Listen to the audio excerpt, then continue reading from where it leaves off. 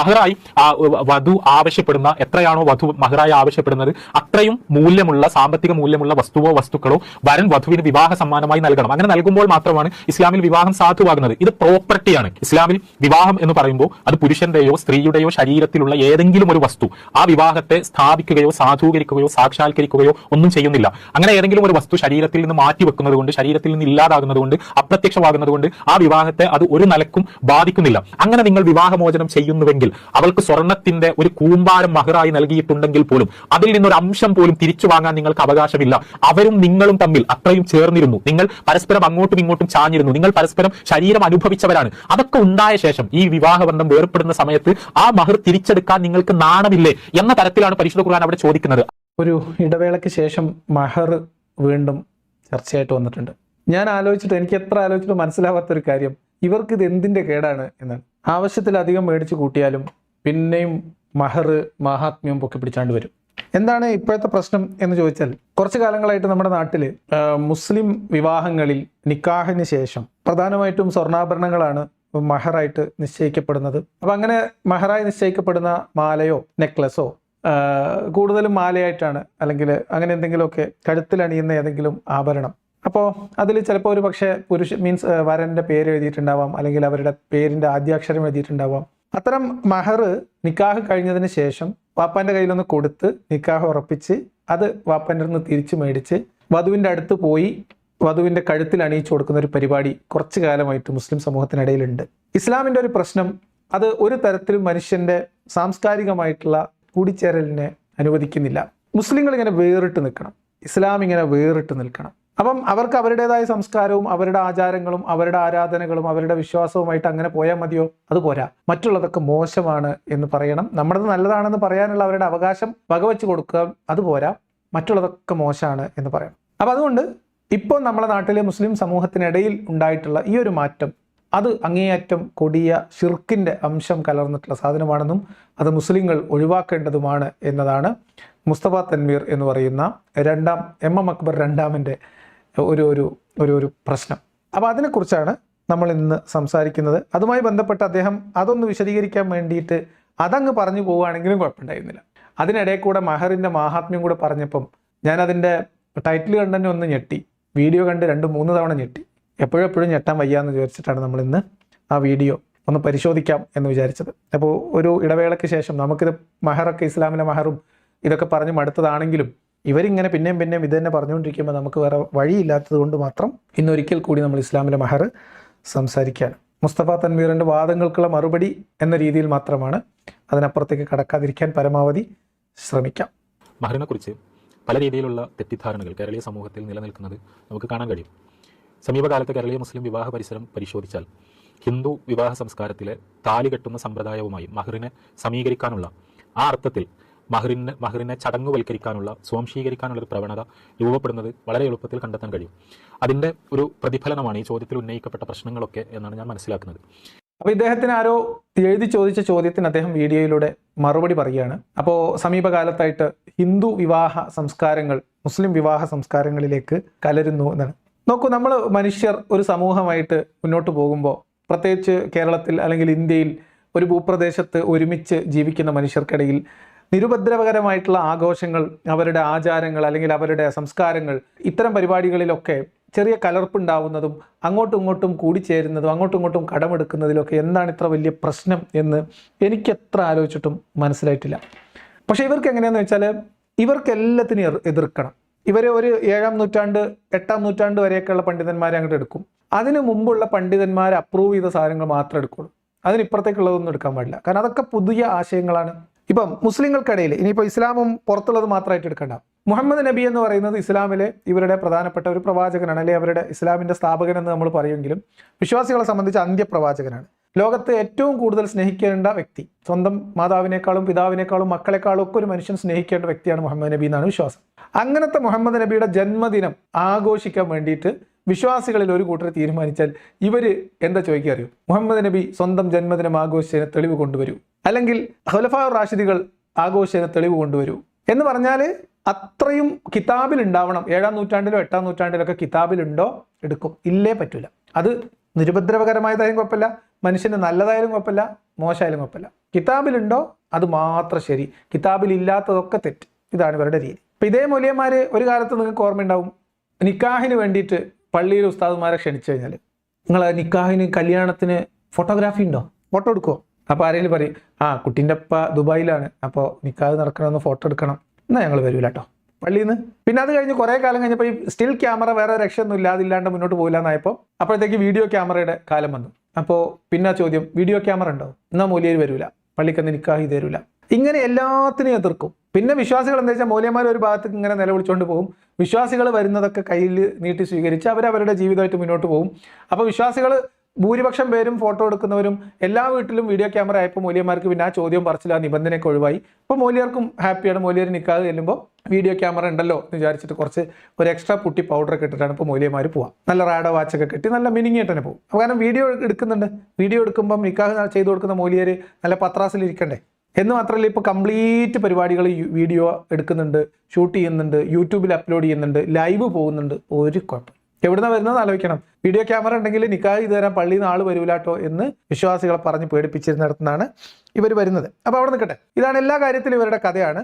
അപ്പോൾ ഇപ്പോൾ പ്രശ്നം മഹർ കൊണ്ടുപോയി കെട്ടിക്കൊടുക്കുന്നു എന്നാണ്. നിങ്ങൾക്ക് ഓർമ്മയുണ്ടോ, ഇസ്ലാമിൻ്റെ വിവാഹത്തിൽ മുസ്ലിം പെൺകുട്ടി വിവാഹവേദിയിൽ ഇരുന്നു എന്ന് പറഞ്ഞിട്ട് ജദ്ബിളകിയ ആൾക്കാരാണ് ഇവർ എന്നുള്ളത് നിങ്ങൾ സാന്ദർഭികമായിട്ട് ഓർത്തെടുക്കുക. നമുക്ക് മുന്നോട്ട് പോകാം. ചുരുക്കത്തിൽ ഈ വിവാഹത്തിന്റെ തെളിവായി ആ വിവാഹം നടന്നു എന്ന് സൂചിപ്പിക്കുന്ന തരത്തിൽ ഭാര്യയും ഭർത്താവും വിവാഹബന്ധത്തിൽ തുടരുന്നു, അവരുടെ വിവാഹബന്ധം ഊഷ്മളമായി നിലനിൽക്കുന്നു എന്നൊക്കെ സൂചിപ്പിക്കുന്ന തരത്തിലുള്ള ഒരു അടയാളമാണ് താലിമാല എന്ന് പറയുന്നത്. അതുകൊണ്ട് തന്നെ ഒരു വിവാഹ ചടങ്ങിൽ, ഒരു ഹിന്ദു വിവാഹ ചടങ്ങിലെ ഏറ്റവും പ്രധാനപ്പെട്ട കാര്യമാണ് ഭർത്താവ് ഭാര്യയുടെ കഴുത്തിൽ അല്ലെങ്കിൽ വരൻ വധുവിന്റെ കഴുത്തിൽ ഈ താലിമാല കെട്ടിക്കൊടുക്കുക എന്ന് പറയുന്ന സമ്പ്രദായം. ഇസ്ലാമിലെ മഹർ എന്ന് പറയുന്നത് ഇതല്ല. ഇസ്ലാമിലെ മഹർ എന്ന് പറഞ്ഞാൽ അതല്ല. താലിമാല പോലെ ഒരു മാലയല്ല മഹർ മാല എന്ന് മനസ്സിലാക്കണം. എന്നാണ് കാർ റാലി പോലെ ഒരു ലോറി റാലി എന്നൊക്കെ നമ്മൾ പറഞ്ഞു കേട്ടിട്ടുണ്ടാവും. പക്ഷെ അതുപോലെയല്ല, ഇത് താലിമാല പോലെ ഒരു മാലയല്ല കൂട്ടരെ മഹർമാല. ഇതാണ് ഇന്നത്തെ വീഡിയോയുടെ ഇതിവൃത്തം. അപ്പം ഇദ്ദേഹത്തിന്റെ പ്രസംഗത്തിൽ ആദ്യത്തെ ഒരു 4-5 മിനിറ്റ് ഞാൻ എന്തുകൊണ്ടാണ് അക്ബർ സാഹിബ് രണ്ടാമനെന്ന് സൂചിപ്പിച്ചതെന്ന് ചോദിച്ചാലേ, ഒരു ചെറിയ ചോദ്യത്തിന് 1 മിനിറ്റ് 2 മിനിറ്റ് കൊണ്ട് തീർക്കാവുന്ന ഒരു മറുപടി ഏകദേശം 20 മിനിറ്റിലധികം വരുന്ന ഒരു വീഡിയോ ആയിട്ടാണ് അദ്ദേഹം ചെയ്തിട്ടുള്ളത്. ആ വീഡിയോ ആണ് നമ്മൾ പരിശോധിക്കുന്നത്. അതുകൊണ്ട് തന്നെ പ്രധാനപ്പെട്ട ഭാഗങ്ങളൊന്നും വിട്ടുകളയാൻ പാടില്ല എന്നുള്ളത് കൊണ്ട് നമ്മുടെ വീഡിയോയും ഒരിച്ചിരി ദൈർഘ്യം ഉണ്ടാവും എന്ന് സാന്ദർഭികമായിട്ട് പറയണം. അപ്പോൾ അതുകൊണ്ട് കൂടിയാണ് നമ്മൾ അക്ബർ സാഹിബ് രണ്ടാമനെന്ന് അദ്ദേഹത്തെ വിളിക്കുന്നത്. അത് മാത്രമല്ല, നേർക്കുനേരെ ഉത്തരം പറയാൻ അദ്ദേഹത്തിന് ചെറിയൊരു മടിയുണ്ട് താനും. അപ്പോൾ അതൊക്കെ ആ ഒരു പ്രശ്നം ഉണ്ട്. പിന്നെ ആവശ്യമില്ലാത്ത കുറേ വാക്കുകളും വാചകങ്ങളൊക്കെ അതിനകത്ത് കയറി കൂടുന്നത് കണ്ടു. എന്തിനാന്ന് എനിക്ക് മനസ്സിലായിട്ടില്ല, നിങ്ങൾക്ക് മനസ്സിലാവണമെങ്കിൽ പറഞ്ഞു തരണം. അദ്ദേഹത്തിന്റെ പ്രസംഗത്തിൽ ഹൈന്ദവ ആചാരപ്രകാരം അല്ലെങ്കിൽ ഹിന്ദുമത വിശ്വാസപ്രകാരം സംസ്കാരം അനുസരിച്ചുള്ള താലിമാലയുടെ അർത്ഥം, അതിൻ്റെ ശാസ്ത്രം, അതിൻ്റെ വ്യാഖ്യാനം, അതിൻ്റെ കൾച്ചറലായിട്ടുള്ള അവരുടെ സങ്കല്പങ്ങൾ തുടങ്ങിയുള്ള കുറേ കാര്യങ്ങൾ വിശദീകരിച്ചതിന് ശേഷമാണ് ഇത് പറയുന്നത്. എന്ത്, ഇസ്ലാമിൽ അങ്ങനെ ഒരു സംഭവമില്ല. ഇസ്ലാമിലുള്ള മഹർ എന്ന് പറയുന്നത് വളരെ വ്യത്യസ്തമായിട്ടുള്ളൊരു കാര്യം. അത് തീർച്ചയായും ഇസ്ലാമിൽ ലോകത്ത് മറ്റേതൊരു സംസ്കാരത്തിലും മറ്റേതൊരു ജനവിഭാഗത്തിൻ്റെയും വിവാഹത്തിൽ ഇല്ലാത്ത തരം വളരെ വ്യത്യസ്തമായ ഒരു സംഭവം തന്നെയാണ് മഹർമാല. അതിൽ സംശയമൊന്നുമില്ല, മഹർ വളരെ വ്യത്യസ്തമാണ്. അതിലേക്ക് നമ്മൾ വിശദമായിട്ട് വരും. കേരളത്തിൽ സമീപകാലത്ത് ഉണ്ടാകുന്ന ഒരു പ്രവണത എന്ന് പറയുന്നത് താലിമാലയോട് സമീകരിക്കുന്ന തരത്തിൽ ഒരു മഹർമാല എന്ന് പറയുന്ന ഒരു സങ്കല്പം ഉണ്ടാവുകയും ആ മഹർ വിവാഹ സമയത്ത് വരൻ വധുവിന്റെ കഴുത്തിൽ കെട്ടുന്നതോട് കൂടിയാണ് വിവാഹം സാക്ഷാത്കൃതമാകുന്നത്. അവിടെ ഒരു മിന്നുകെട്ടിന് സമാന്തരമായ ഒരു മുസ്ലിം ചടങ്ങ് എന്ന തരത്തിൽ മഹർ കൈമാറ്റത്തെ മനസ്സിലാക്കുന്ന ഒരു പ്രവണത രൂപപ്പെട്ടു വരുന്നത് നമുക്ക് കാണാൻ കഴിയും. ഇതിങ്ങനെയൊന്നുമില്ല, ഇതിവർ പറഞ്ഞ് കോംപ്ലിക്കേഷൻ ഉണ്ടാക്കുന്നതാണ് കേട്ടോ. അതായത് വിവാഹത്തിന്റെ ഇസ്ലാം മത വിവാഹം അനുസരിച്ച് പെൺകുട്ടി എന്ന് പറയുന്നത് വിവാഹപ്പന്തിന്റെ 7 അയലത്തുണ്ടാവില്ല. മിക്കവാറും പള്ളീൻ്റെ അകത്ത് മൗലിയാരും കാരണവന്മാരും ഈ കല്യാണം കഴിക്കുന്ന ചെറുക്കനും പിന്നെ ഈ സ്വർണ്ണമാലയോ സ്വർണ്ണമോതിരോ എന്താണെങ്കിൽ അത് ഇത്രയും മാത്രമാണ് അവിടെ കല്യാണത്തിന് ഉണ്ടാവുക. പെൺകുട്ടിയും പെൺകുട്ടീൻ്റെ ഉമ്മയും വല്യമ്മയും ഒക്കെ പെൺകുട്ടീൻ്റെ വീട്ടിലായിരിക്കും. അവർക്ക് പുറത്തിറങ്ങാനോ അല്ലെങ്കിൽ പള്ളിയിലേക്ക് വരാനോ അവർ സ്വന്തം വിവാഹം നടക്കുന്ന വേദിയിൽ ഇരിക്കാനോ ഒന്നും അവർക്ക് അവകാശമില്ല. അപ്പൊ അങ്ങനെയുള്ള ഒരു നിയമം നിലനിൽക്കെ ഈ നിക്കാഹ് ചെയ്ത് കഴിഞ്ഞതിന് ശേഷം ഉടൻ സാധാരണഗതിയിൽ എന്താ ചെയ്യാം, മഹർ പെണ്ണിനാണെന്ന് പറയെങ്കിലും വാപ്പാന്റെ കയ്യിൽ സ്വർണ്ണമാല കൊടുക്കുകയാണ്. എങ്ങനെയാണ്, ഇപ്പം വാപ്പാനോട് പറയാണ്, നിങ്ങളുടെ മകൾ ഇന്ന പേരുള്ള മകളെ ഈ സ്വർണ്ണാഭരണം മഹറിന് പകരം നിങ്ങൾ എനിക്ക് വധുവാക്കി ഇണയാക്കി തന്നതിനെ ഞാൻ സ്വീകരിച്ചു എന്നാണ്. അതിന് മുമ്പ് വാപ്പയാണ് പറയാ, എന്ത്, എൻ്റെ മകൾ ഇന്നവളെ ഈ സ്വർണ്ണാഭരണം മഹറിന് പകരമായി ഞാൻ നിനക്ക് നിക്കാഹ് ചെയ്തു തന്നു, ഹലാലാക്കി തന്നു, ഇണയാക്കി തന്നു, തുണയാക്കി തന്നു എന്ന് പറഞ്ഞു പൊരുത്തപ്പെട്ടു, തൃപ്തിപ്പെട്ടു. അപ്പൊ വീട്ടിലിരിക്കുന്ന പെൺകുട്ടിയെ പള്ളിക്കകത്തോ ഓഡിറ്റോറിയത്തിനകത്തോ വെച്ച് പിതാവൊത്ത കാരണവരോ ഈ പയ്യന് വരന് മൂല്യം നിശ്ചയിച്ച് കൈമാറുന്ന ചടങ്ങാണ്, കച്ചവടമാണ് ഇസ്ലാമിലെ വിവാഹം. അപ്പൊ നമ്മുടെ നാട്ടിലുള്ള പാവപ്പെട്ട വിശ്വാസികൾ അതിനൊരു ആശ്വാസം പെൺകുട്ടികൾക്ക് കിട്ടട്ടെ എന്ന് വിചാരിച്ചിട്ട് അവർ കണ്ടെത്തിയ ഒരു ഉപായം മാത്രമാണ് എന്ത്, എന്തായാലും നിക്കാഹ് കഴിഞ്ഞു, മഹർ വാപ്പാന്റെ കൈ കൊടുത്തു, മഹറിന് പകരം പെൺകുട്ടീനെ നിക്കാഹ് ചെയ്ത് തന്നു. അപ്പൊ ഇവർ തമ്മിൽ ഇണയായി, തുണയായി, ഹലാലായ ഭാര്യയായി പൊരുത്തപ്പെട്ടു. പിന്നെ ഈ സ്ത്രീയെ സംബന്ധിച്ച്, ഈ പുരുഷനെ സംബന്ധിച്ച്, ഈ സ്ത്രീയും പുരുഷനും അന്യരല്ല. അന്യരാണ് ഭർത്തായും ഭർത്താവുമാണ്. അവർ തമ്മിൽ കാണലോ മിണ്ടലോ തൊടലോ പ്രശ്നമില്ല. അത്തരം ഒരു സാഹചര്യത്തിൽ ഈ പള്ളിയിൽ നിന്ന് ഇറങ്ങിയിട്ട് ചെറുക്കനും കൂട്ടരും നേരെ എവിടെ പോകും? പെൺകുട്ടി ഇരിക്കുന്നിടത്ത് പോയിട്ട് ഈ മഹർ ആ കുട്ടീൻ്റെ കഴുത്തിലിട്ട് കൊടുക്കും, അല്ലെങ്കിൽ കയ്യിൽ കെട്ടി കൊടുക്കും. ഇത്ര ഉള്ളു സംഭവം. അതായത് ആ നിക്കാഹ് കഴിഞ്ഞതിന് ശേഷമെങ്കിലും ഈ പെൺകുട്ടിയുടെ ഒരു പ്രസൻസ് ഉണ്ടാക്കാനും അന്ന് കുറച്ച് ഫോട്ടോസ് എടുക്കാനും ഒക്കെ വേണ്ടിയിട്ട് ഉണ്ടാക്കുന്ന അവരുടെ സന്തോഷത്തിന്, ഈ വീട്ടിലിരിക്കുന്ന പെൺകുട്ടികൾക്ക് ആകെയുള്ള ഒരു സന്തോഷം പള്ളിയിലെ നിക്കാഹ് കഴിഞ്ഞിട്ട് പുതിയാപ്പിളയും കൂട്ടരും മഹർ കെട്ടാൻ വേണ്ടി വീട്ടിൽ വരും എന്നുള്ളത് മാത്രമാണ് കൂട്ടരെ. അതിനാണ് ഈ മൊലിയന്മാർ ഇവിടെ കിടന്ന് ജതുപളകുന്നത്. ഇവർക്ക് ഇത് എന്തിന്റെ അസ്ക്യതയാണ് നിങ്ങൾ ആലോചിച്ചോ? അതല്ലാതെ ഹിന്ദുക്കളിലെ കല്യാണത്തിന്റെ ഒരു സംസ്കാരം അതേപോലെ പകർത്തുന്നല്ലത്. അറിയാത്തോണ്ട് പറയുന്നൊന്നല്ല, അത് കിതാബിലില്ല. അത് പറയണല്ലോ, അത് പറയാതിരുന്നവർക്ക് ഉറക്കം വരില്ല. അതുകൊണ്ട് പറയാൻ എന്തായാലും രസമാണ്, കേട്ടിരിക്കാം നമുക്ക്. ഇവിടെ അടിസ്ഥാനപരമായി തന്നെ ഇസ്ലാമിൽ ഇങ്ങനെ ഒരു മംഗല്യ സൂത്രം അല്ലെങ്കിൽ താലി എന്ന് പറയുന്ന ഒരു സങ്കല്പമേ ഇല്ല. വിവാഹത്തിന്റെ സാക്ഷാത്കാരത്തെ, വിവാഹം പൂർണ്ണമാകുന്നതിനെ ഒന്നും ഭാര്യ ശരീരത്തിൽ അണിയുന്ന ഏതെങ്കിലും ആഭരണവുമായി, ചരടുമായി, വളയുമായി, മോതിരവുമായി, മാലയുമായി ബന്ധിപ്പിക്കുന്ന ഒരു മനസ്സിലാക്കൽ ഇസ്ലാമിക പാരമ്പര്യത്തിൽ ഇല്ലേ ഇല്ല എന്നതാണ് യാഥാർത്ഥ്യം. ഇനിയിപ്പോൾ ആരെങ്കിലും ഉണ്ട് എന്ന് പറഞ്ഞോ? ഈ കല്യാണം കഴിഞ്ഞിട്ട് മഹർ കെട്ടാൻ പോകുന്ന വല്ല ചെറുക്കന്മാരും ഇങ്ങനെ വിളിച്ചു പറഞ്ഞോ? വല്ല പെൺകുട്ടികളും പറഞ്ഞോ ഈ വീട്ടിൽ കൊണ്ടുവന്ന് മഹറാണ് കെട്ടിയപ്പോഴാണ് ഞങ്ങളെ കല്യാണം കഴിഞ്ഞതെന്ന്? അങ്ങനെ ഒരു മനസ്സിലാക്കലും ഇല്ല ഇവർക്ക്. ഇവിടെ ഞാൻ നേരത്തെ പറഞ്ഞത് മാത്രമേ ഉള്ളൂ. ഒരു സന്തോഷത്തിൽ വീട്ടിലിരിക്കുന്ന അകത്ത് അടച്ചിരിക്കുന്ന പുതുമണവാട്ടിയെ കൂടി ഈ കല്യാണത്തിന്റെ സന്തോഷത്തിൽ ഒരു അരമണിക്കൂർ ചായയും ബിസ്ക്കറ്റും കഴിഞ്ഞിട്ടാണെങ്കിലും ഇവരെ കൂടി ആ സന്തോഷത്തിന്റെ ഭാഗമാക്കുന്നു എന്ന് മാത്രമേ ഉള്ളൂ. അതിന് വെറുതെ കിടന്ന് കയറ് പൊട്ടിക്കുക. ഇതന്നെയായിരുന്നു മുഹമ്മദ് നബിന്റെയും പ്രശ്നം. ഒരാവശ്യമില്ലാത്ത കാര്യത്തിൽ ഇടങ്ങേറുണ്ടാക്കി കളയും. ഇസ്ലാമിക ഏകദൈവാരാധനയുടെ തനിമ അറിയുന്നവർക്കറിയാം ഇതൊക്കെ ബഹുദൈവാരാധനാപരമായ അന്ധവിശ്വാസങ്ങളായിട്ടാണ് ഇസ്ലാം വളരെ കൃത്യമായി തന്നെ പരിഗണിക്കുന്നത്. ശരീരത്തിൽ എന്തെങ്കിലും കെട്ടിയാൽ, എന്തെങ്കിലും മാലയണിഞ്ഞാൽ, അത് എന്തെങ്കിലും വളയണിഞ്ഞാൽ, എന്തെങ്കിലും മോതിരമണിഞ്ഞാൽ അതുകൊണ്ട് വിവാഹബന്ധം അനുഗ്രഹപൂർണ്ണമാകും എന്ന വിശ്വാസം തന്നെ ബഹുദൈവാരാധനാപരമായ ഒരു അന്ധവിശ്വാസമാണ്, ഒരു മുസ്ലിമിനെ സ്പർശിച്ചുകൂടാത്ത വിശ്വാസമാണ് എന്നാണ് ഇസ്ലാം വളരെ കൃത്യമായി തന്നെ പഠിപ്പിക്കുന്നത്. അതിനാർക്കാണ് ചങ്ങാതിമാരെ അങ്ങനെ ഒരു വിശ്വാസം ഉള്ളത്? വെറുതെ പറഞ്ഞ് കോംപ്ലിക്കേഷൻ ആക്കുക. ഇസ്ലാമിൽ അങ്ങനെ ഇല്ല, ആയിക്കോട്ടെ. കിതാബിലില്ല, ആയിക്കോട്ടെ. കല്യാണം കഴിഞ്ഞ വധൂവരന്മാർ അവരുടെ മഹർ പരസ്പരം കൈമാറുന്നതിൽ, കെട്ടിക്കൊടുക്കുന്നതിൽ എന്താണ് പ്രശ്നം എന്ന് പ്രശ്നമുണ്ടോ? ഇങ്ങനെ ഒരു വിശ്വാസം ഇവിടെ നിലനിൽക്കുന്നതായിട്ട് ഞാൻ അറിഞ്ഞിട്ടില്ല. ഞാൻ ഇസ്ലാമിനെ വിമർശിക്കുന്ന ആളാണ്.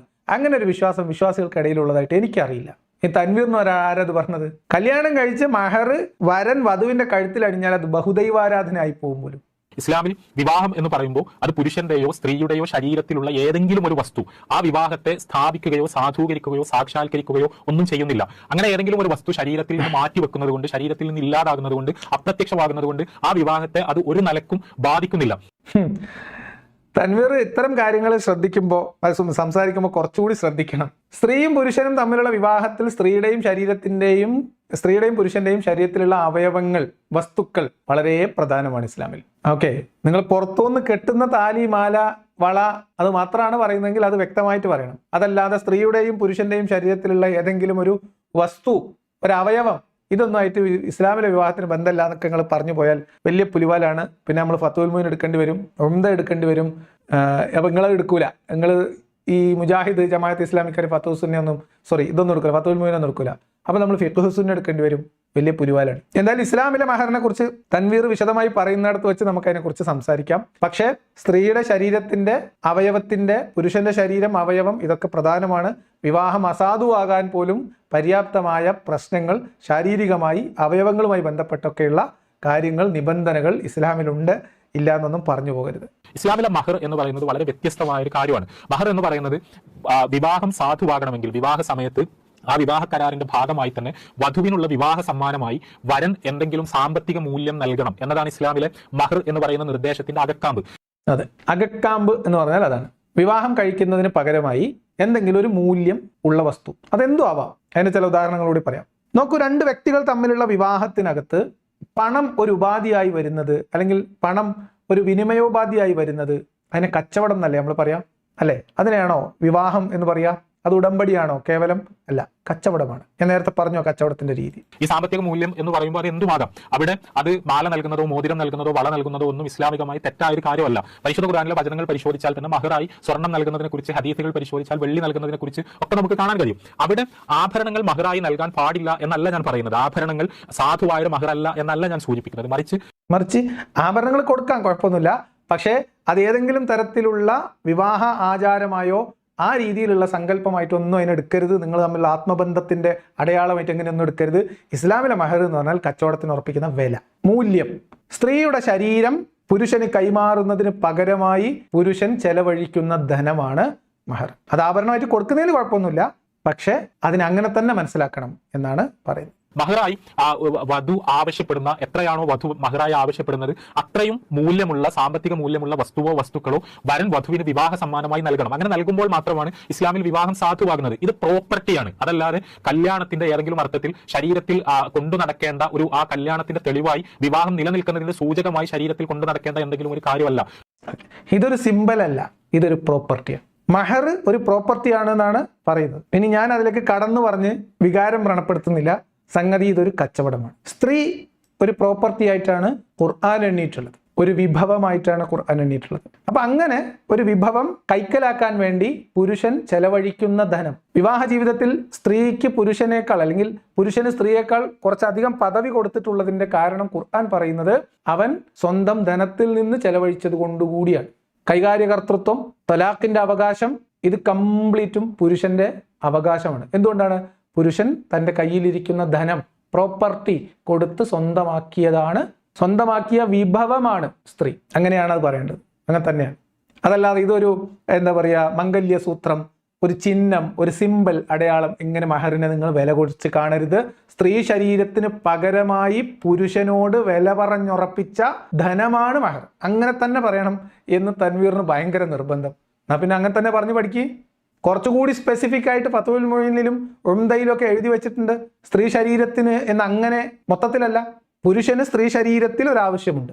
ആ ആവശ്യം പൂർത്തീകരിക്കേണ്ടുന്ന അവയവവുമായി ബന്ധപ്പെട്ട് അത് പുരുഷന് കീഴ്പ്പെടുത്തി കൊടുക്കുന്നതിന് പകരമായി പുരുഷൻ ചെലവഴിക്കുന്ന ധനമാണ് മഹർ. ഇതിനൊറ്റ വാക്കിൽ പലരും പലതും പറയും, നമ്മളതിവിടെ പറയുന്നില്ല എന്ന് മാത്രമേ ഉള്ളൂ. തൻവീറിന് മനസ്സിലായിട്ടുണ്ടാവും എന്ന് ഞാൻ വിചാരിക്കുന്നു, കാരണം കിതാബിൽ വൃത്തിയായിട്ട് എഴുതി വെച്ചിട്ടുണ്ട്. ഇനിയും വിശദമായിട്ട് പറയണമെങ്കിൽ ഇനിയും പറയാം. കുറച്ച് പോകുമ്പോൾ കുറച്ചുകൂടി നമുക്ക് ഈ കാര്യത്തിൽ വ്യക്തത വരുന്ന ഒരു ഭാഗം തൻവീർ തന്നെ സൂറത്ത് നിസായിൽ നിന്ന് ഉദ്ധരിക്കുന്നുണ്ട്. അത് എന്തുമാകാം. അത് ഒരാൾക്ക് മഹറായി സ്ഥലം ആവശ്യപ്പെടാം. ഒരു ഉദാഹരണമായി പറഞ്ഞാൽ ഭൂമി ആവശ്യപ്പെടാം. ഭൂമി ഒരു 10 സെന്റ് ഭൂമി എനിക്ക് മഹറായി വേണം എന്നൊരു സ്ത്രീക്ക് പറയാം. അത് ഭർത്താവ് ആ മഹർ നൽകിയാൽ ഇസ്ലാമിലെ വിവാഹം സാധുവാണ്. വാഹനം ആവശ്യപ്പെടാം, എന്തെങ്കിലും വസ്തുക്കൾ ആവശ്യപ്പെടാം. ഒരാൾക്ക് ഏതെങ്കിലും അർത്ഥത്തിൽ ഒരു പെണ്ണിന് ആവശ്യമുള്ള ഉപയോഗമുള്ള ഏതെങ്കിലും വസ്തുക്കളോ ഉപകരണങ്ങളോ ഗാഡ്ജറ്റുകളോ ഒക്കെ അവൾക്ക് മഹറായി ആവശ്യപ്പെടാം. അത് മഹറായി നൽകിയാൽ ഇസ്ലാമിലെ വിവാഹം സാധുവാണ്.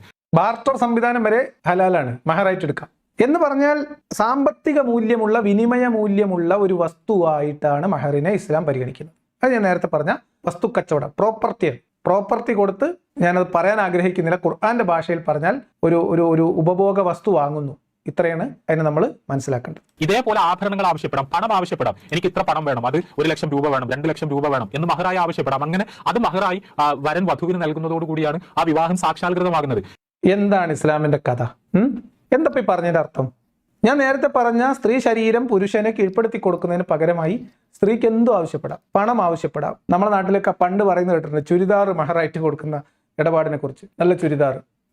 സ്ത്രീകളുടെ സ്ത്രീത്വത്തെ ഇത്രമേൽ അപമാനിക്കുന്ന, അവമതിക്കുന്ന ഒരു വിവാഹം ഇസ്ലാമിലേതുപോലെ വേറെ എവിടെയില്ല എന്ന് ഞാൻ വിചാരിക്കും. ആവശ്യപ്പെടാം. എന്തിനു പകരം?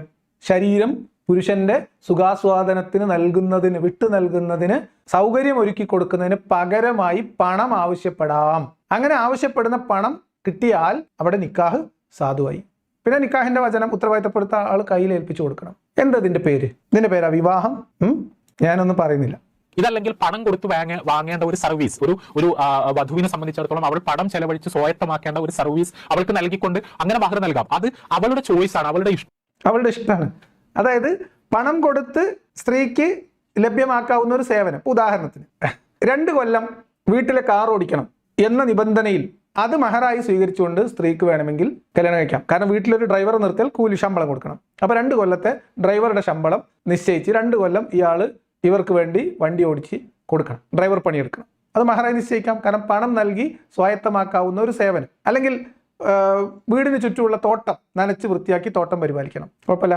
2 ഏക്കർ പാടത്ത് പണിയെടുക്കണം 1 കൊല്ലം, 6 മാസം, 3 മാസം, 2 ദിവസം. ഇതൊക്കെ എന്ത് ചെയ്യാം? മഹറായി നിശ്ചയിക്കാം. അപ്പൊ ഞങ്ങളുടെ നാട്ടിലൊരു പണ്ടത്തെ ഒരു പഴഞ്ചൊല്ലുണ്ട്, ലോട്ടറി ടിക്കറ്റ് മഹറായിട്ട് കൊടുക്കാൻ പറ്റുമോ ഇല്ലേ? വലിയ ചർച്ചയാണ്, തർക്കമാണ്. നിങ്ങളുടെ അറിവും ഇതും അനുസരിച്ചിട്ട് ഇനിയിപ്പം നമ്മുടെ നാട്ടിലുള്ള ലോട്ടറി ഹറാമാണെന്നുള്ള വാദമുണ്ടെങ്കിൽ ഹലാൽ ലോട്ടറി ടിക്കറ്റുകൾ പണത്തിന് പകരമായി നൽകി മഹറായിട്ട് കൊടുക്കാൻ പറ്റൂല്ലേ? എൻ്റെ ഒരു സംശയമാണ്. ഉത്തരം അറിയാവുന്നവരുണ്ടെങ്കിൽ കമന്റ് ബോക്സിൽ എഴുതിക്കോ, അതല്ലെങ്കിൽ തൻവീർ ഉസ്താദ് പിന്നെ നമുക്ക് പറഞ്ഞുതരും എന്നിട്ട്. എന്തൊക്കെ വൃത്തികേടാണ് പറയുന്നത്. ഇത് എനിക്ക് മനസ്സിലാവാത്തത്, ഇതൊക്കെ കേട്ടിട്ട് എങ്ങനെയാണ് മുസ്ലിം പെൺകുട്ടികൾക്ക് ഇസ്ലാമിക വിവാഹത്തിന് ചെന്ന് നിന്നു കൊടുക്കാൻ പറ്റുന്നത് എന്നുള്ളതാണ്. എങ്ങനെയാണ് സ്വന്തം ശരീരത്തിന് വില പറഞ്ഞ് കച്ചവടം ഉറപ്പിക്കുന്ന ഏർപ്പാടിന് വിവാഹം എന്ന ഓമന പേരിട്ട് അതിന് വഴങ്ങി കൊടുക്കേണ്ടി വരുന്നത് എങ്ങനെയാണ് മുസ്ലിം പെൺകുട്ടികൾക്ക് പറ്റുന്നത്?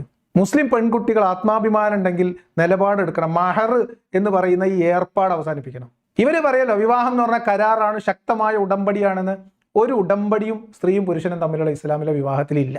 അപ്പൊ ഇവർ പറയുന്ന ഉടമ്പടിയിലേക്ക് സ്ത്രീകൾ വരണം. സ്ത്രീകൾ പറയണം മഹർ എന്ന് പറഞ്ഞ സാധനം മാറ്റിവെയ്, ഉടമ്പടി കൊണ്ടുവരൂ, കരാറ് കൊണ്ടുവരൂ, കരാറ് ഞങ്ങൾ കാണട്ടെ, ഞങ്ങളൊന്ന് കാണട്ടെ, വായിക്കട്ടെ, ഒപ്പിടട്ടെ. നിങ്ങൾക്കറിയോ ലോകത്ത് ഇന്ന് വരെ നടന്ന ഏതെങ്കിലും വിവാഹത്തിൽ, മുത്താ കല്യാണത്തിന്റെ കാര്യം എനിക്ക് കൃത്യമായിട്ട് അറിയില്ല, കാരണം നമ്മുടെ നാട്ടില് വയനാട്ടിലും ഒക്കെ അപൂർവമായിട്ടുള്ള ചില പഞ്ചായത്തുകളിൽ രഹസ്യമായിട്ട് മാത്രമേ നടക്കുന്നുള്ളൂ അറിവ്. മറ്റു ലോകത്തിന്റെ പല ഭാഗത്തും മുത്താ വിവാഹങ്ങളും അതുപോലെ തന്നെ, അതായത് 2 ദിവസത്തിന്, ഒരാഴ്ചക്ക്, 15 ദിവസത്തിനൊക്കെ കരാർ ഉറപ്പിച്ച് ഇതേപോലെ പണം ചെലവഴിച്ച് മഹറായി നിശ്ചയിച്ച് നിക്കാഹ് കഴിക്കുന്ന ഏർപ്പാട്. അതിലെങ്ങനെയാണെന്ന് എനിക്കറിയില്ല.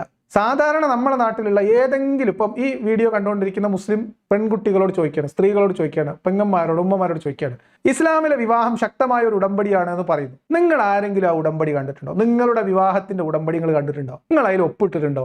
നിങ്ങൾ ആ ഉടമ്പടി വായിച്ചിട്ടുണ്ടോ? നിങ്ങൾ അതിൽ എന്തെങ്കിലും ഉപാധി വെച്ചിട്ടുണ്ടോ? സ്വന്തത്തോട് ചോദിക്കുക, അടുത്തിരിക്കുന്ന മുസ്ലിം സ്ത്രീയോട് ചോദിക്കുക. നിങ്ങൾ പരസ്പരം ഒന്ന് ആലോചിച്ച് നോക്കുക. നിങ്ങളുടെ വിവാഹത്തിൽ നിങ്ങളുടെ റോൾ എന്തായിരുന്നു? നിങ്ങളുടെ ഉമ്മാന്റെ റോൾ എന്തായിരുന്നു? നിങ്ങളുടെ വല്യമ്മാന്റെ റോൾ എന്തായിരുന്നു? നിങ്ങളുടെ ശരീരത്തിന് പകരം ധനം നിശ്ചയിക്കുന്നത് ചെറുക്കന്റെയും പെണ്ണിന്റെയും വീട്ടിൽ നിന്ന് വരുന്ന കാരണന്മാരാണ് എന്നാലോചിക്കണം. ആ പണം, ഉറപ്പിച്ച പണം കൈപ്പറ്റിയിട്ട് അതിന് പകരം നിങ്ങളുടെ ശരീരം ആ പുരുഷന് അധീനപ്പെടുത്തി കൊടുക്കുന്ന കച്ചവടത്തിന്റെ പേരാണ് നിക്കാഹ്. ഇതിനെയാണോ നിങ്ങൾ മഹത്വപ്പെടുത്തുന്നത്? ഇതാണോ മഹർ? ആണോ? താലിമാല പോലെ ഒരു മാലയല്ല കൂട്ടരെ മഹർമാല. മഹർമാല എന്ന് പറഞ്ഞാൽ അത് സ്ത്രീകളുടെ അഭിമാനത്തിനിടുന്ന വിലയാണ്. അവരുടെ അന്തസ്സിനും ആത്മാഭിമാനത്തിനും മുകളിൽ വിലയിടുന്നതാണത്. നിങ്ങളുടെ ശരീരത്തിന്റെ പ്രൈസ് ടാഗാണ്. ഇതിനോട് പ്രതികരിക്കേണ്ടതും ഇത് തിരിച്ചറിയേണ്ടതും അഭ്യസ്ത വിദ്യരായിട്ടുള്ള മുസ്ലിം പെൺകുട്ടികളാണ്, മുസ്ലിം പെൺകുട്ടികളുടെ രക്ഷിതാക്കളാണ്.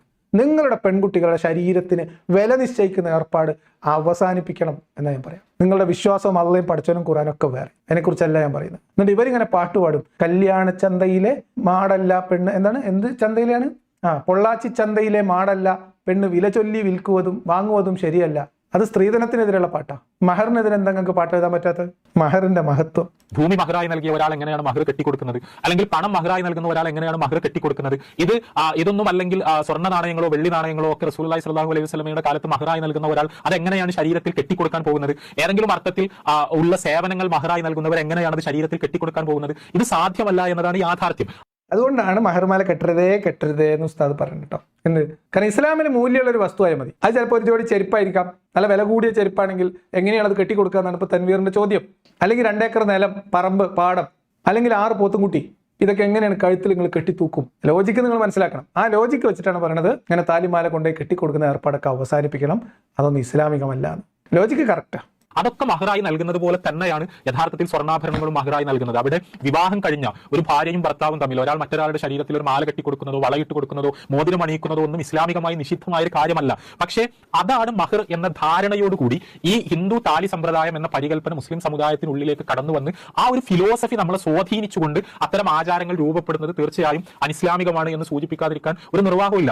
അങ്ങനെയെങ്കിലും ഈ സ്ത്രീകളോടുള്ള അപമാനത്തിന്റെ കനം കുറക്കാനുള്ള ഒരു വഴിയായിട്ട് അതിനെ കാണുന്നതിന് പകരം ഈ അപമാനം നിങ്ങൾ അറിഞ്ഞുകൊണ്ട് ഏറ്റെടുക്കണം എന്ന് നിർബന്ധിക്കുകയാണ് ഇവർ ചെയ്യുന്നത്. എന്താ, ഇതിപ്പോ ഒരു താലിമാല, ഒരു അടയാളം, ഒരു മംഗല്യ സൂത്രം എന്ന രീതിയിൽ ഇവർ കെട്ടിക്കൊടുക്കുന്നവർ, അണിയിച്ചു കൊടുക്കുന്ന ഒരു ആഭരണം, അങ്ങനെ അതിനെ മനസ്സിലാക്കുകയാണെങ്കിൽ അതിനൊരു അന്തസ്സുണ്ട്. പക്ഷെ അങ്ങനെ നിങ്ങൾ മനസ്സിലാക്കരുത്. നിങ്ങളുടെ ശരീരത്തിന് പകരം പറഞ്ഞിട്ടുള്ള വിലയാണ്, അത് പ്രോപ്പർട്ടിയാണ്, അത് മൂല്യമുള്ള വസ്തുവാണ്, അത് നിങ്ങൾക്ക് ചെലവഴിക്കാവുന്ന, വിനിമയം ചെയ്യാവുന്ന ഒരു മൂല്യമാണ് എന്ന് തന്നെ നിങ്ങൾ മനസ്സിലാക്കണം എന്നാണ് തൻവീർ വാശി പിടിക്കുന്നത്.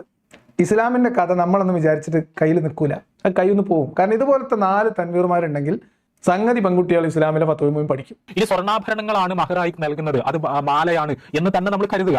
അവിടെ അങ്ങനെയാണെങ്കിൽ പോലും ഇസ്ലാമിന് അതിനെക്കുറിച്ചുള്ള സമീപനം എന്ന് പറയുന്നത് വളരെ വ്യത്യസ്തമാണ്. അത് അവൾക്ക് ഊരി വിൽക്കാവുന്ന ഒരു വസ്തുവാണ്. അവൾക്ക് വിവാഹ സമ്മാനമായി സമ്പത്ത്, അവൾ ആവശ്യപ്പെട്ട ഒരു സമ്പത്ത് അവൻ നൽകി എന്ന് പറഞ്ഞാൽ അവൾക്ക് ആവശ്യമുണ്ടെങ്കിൽ, ആഗ്രഹമുണ്ടെങ്കിൽ, ഇഷ്ടമുണ്ടെങ്കിൽ അവൾക്ക് ഇഷ്ടമുള്ള രീതിയിൽ ചെലവഴിക്കാവുന്ന ഒന്നാണത്. അവൾക്ക് എപ്പോൾ വേണമെങ്കിലും അവളുടെ സ്വന്തം ഇഷ്ടപ്രകാരം ചെലവഴിക്കാവുന്ന ഒരു സമ്പത്താണ് മഹർ എന്ന് പറയുന്നത്. കണ്ടീഷൻ സപ്ലൈ, നക്ഷത്രം ഇട്ട് വെക്കണം തൻവീർ ഇപ്പൊ പറഞ്ഞില്ല.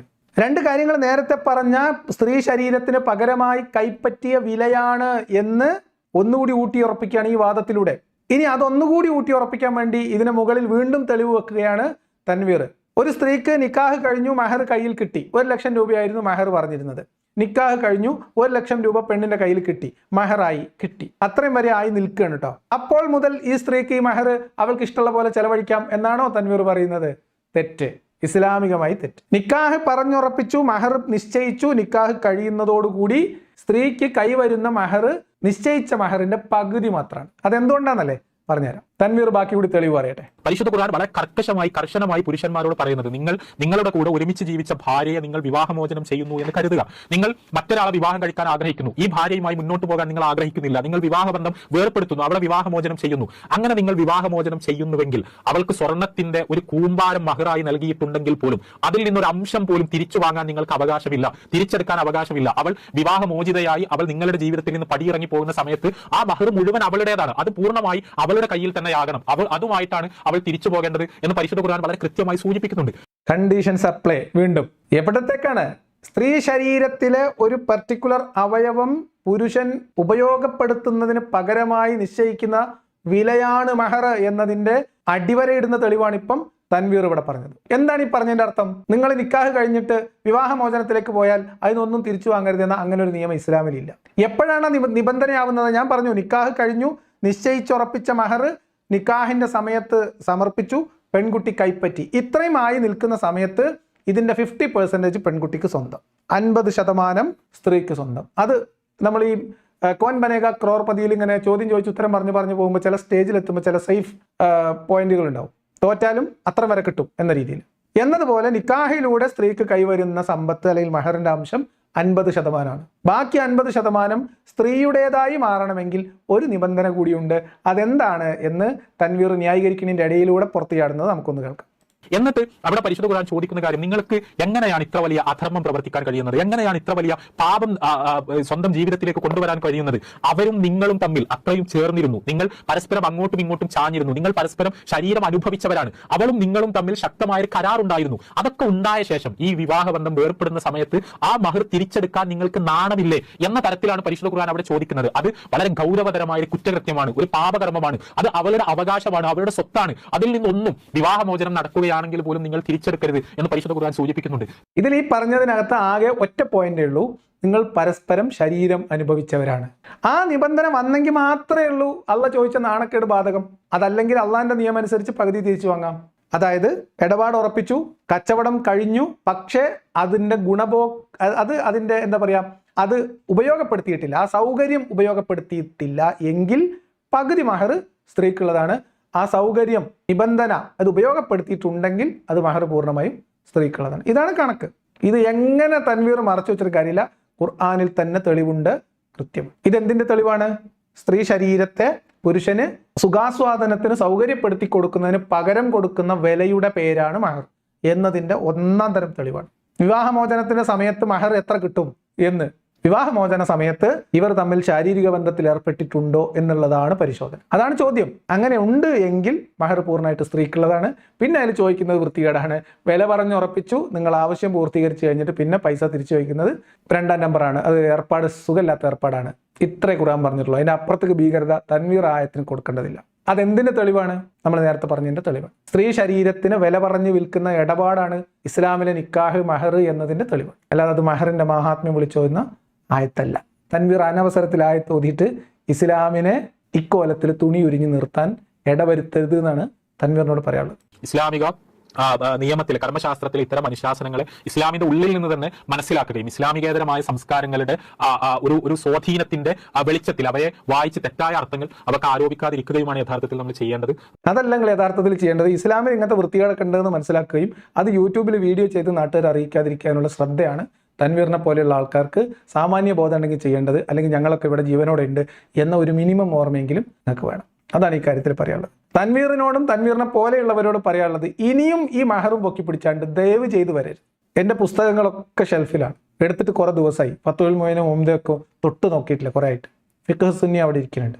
ഇതൊന്നും എടുത്ത് എന്നെ കൊണ്ട് ഇനിയും വായിപ്പിക്കരുത്. അറിയാലോ, ഒരു 4 കൊല്ലം മുൻപത്തെ അവസ്ഥയിലല്ല കേരളത്തിലെ മുസ്ലിം സമൂഹവും കേരളത്തിലെ മുസ്ലിം യുവതയും പ്രത്യേകിച്ച് മുസ്ലിം പെൺകുട്ടികളും നിൽക്കുന്നത് എന്ന ബോധം നിങ്ങൾക്കുണ്ടാവണം. ഇനിയും നിങ്ങൾ ഇതുപോലത്തെ തോട്ടിയിൽ ഇങ്ങനെ മഹറും കെട്ടി വന്നു കഴിഞ്ഞാൽ നമ്മൾ ഇതൊക്കെ എടുത്ത് വായിക്കും. എന്ത് പോരിശ പറയാനുണ്ടെന്നാണ്. ഞാൻ ഇനി കൂടുതലൊന്നും പറയുന്നില്ല. അപ്പോൾ എന്തായാലും ഇതാണ് ഇന്ന് പറയാൻ വിചാരിച്ച കാര്യങ്ങൾ.